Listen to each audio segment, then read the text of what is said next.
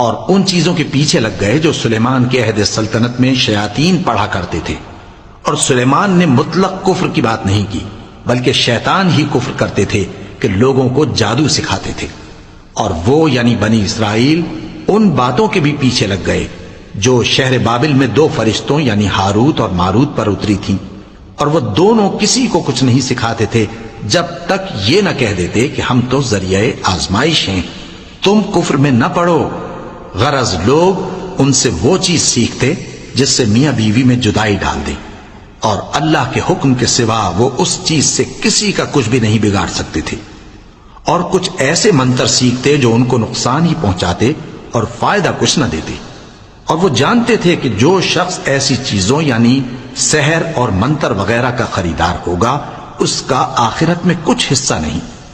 اور جس چیز کے عوض انہوں نے اپنی جانوں کو بیچ ڈالا وہ بری تھی۔ کیا اچھا ہوتا جو وہ اس بات کو جانتے۔